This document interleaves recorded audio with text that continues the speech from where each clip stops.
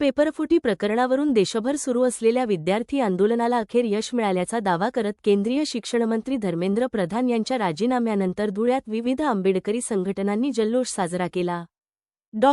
बाबासाहेब आंबेडकर यांच्या पुतळ्याजवळ फटाक्यांची आतषबाजी करण्यात आली, तसेच एकमेकांना पेढे भरवून आनंद व्यक्त करण्यात आला।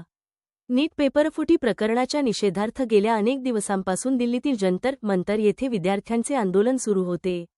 आंदोलनादरम्यान दिल्ली पोलिसांनी केलेल्या लाठीचार्जच्या निषेधार्थ देशभर विविध संघटनांनी आंदोलन छेडले होते। विद्यार्थ्यांच्या सातत्यपूर्ण लढ्यामुळे आणि वाढत्या जनदबावामुळे केंद्र सरकारने केंद्रीय शिक्षणमंत्री धर्मेंद्र प्रधान यांचा राजीनामा घेतल्याचा दावा आंदोलकांनी केला। या निर्णयाचे स्वागत करत धुळ्यात आझाद समाज पार्टी, भीम आर्मी, वंचित बहुजन आघाडीसह विविध आंबेडकरी संघटनांनी जल्लोष साजरा केला।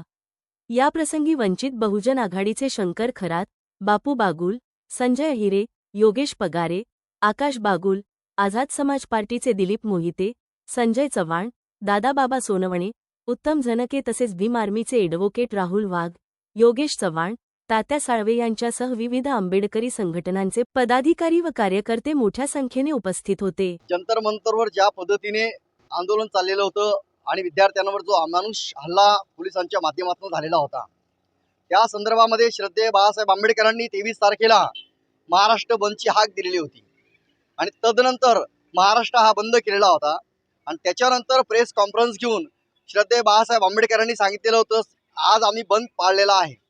याच्या माध्यमातून जर शासनाने दखल घेतली नाही आणि प्रधानचा राजीनामा जर घेतला नाही तर या ठिकाणी मी माझ्या आंदोलनकर्त्यांना शांततेच्या माध्यमातून आमदार आणि खासदार यांच्या घरासमोर आंदोलन करावं। याच्या माध्यमातून आज या ठिकाणी जो काही राजीनामा देवेंद्र प्रधान यांचा झालेला आहे, तर श्रद्धेय बाळासाहेब आंबेडकरांनी जी काही हाक दिलेली होती याच्या माध्यमातून झालेला आहे। म्हणून या ठिकाणी जे काही यश संपूर्ण आंबेडकर चळवळीचं आहे, कारण की जंतर मंतरवर जय हिंद जिंदाबाद त्याच पद्धतीने जय भीमचा जो काही नारा होता आणि आंबेडकर चळवळ ज्या पद्धतीने एकजुटलेली होती, त्या माध्यमातून या ठिकाणी संपूर्ण विद्यार्थ्यांसह संपूर्ण समाजातील विद्यार्थ्यांना या ठिकाणी न्याय मिळालेला आहे।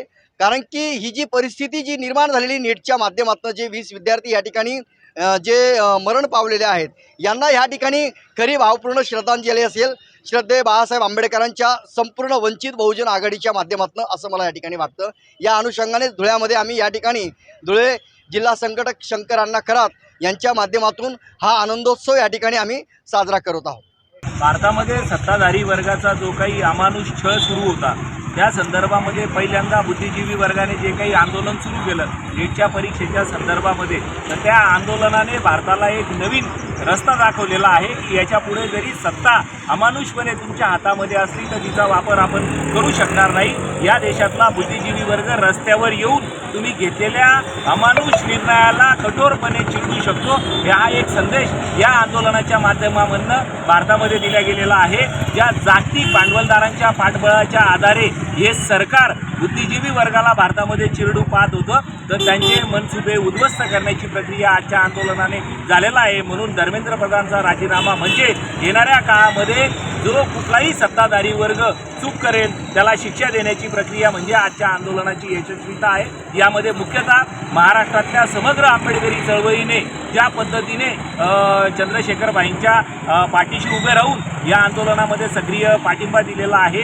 यामध्ये दुसरी एक महत्त्वाची गोष्ट आहे, भारत मातेचा विजय असो, इन्क्लाब जिंदाबाद आणि जय भीमचा नारा याच्यासोबत आपल्याला दिल्लीच्या त्या नीटच्या परीक्षेच्या दरम्यान जातीविरहित आंदोलनामध्ये दिसलेला आहे। म्हणून मला असं वाटतं की भारताची येणाऱ्या काळातली एक सूचक नांदी आहे असं आपण या आंदोलनाच्या निमित्ताने म्हणू शकतो। धन्यवाद।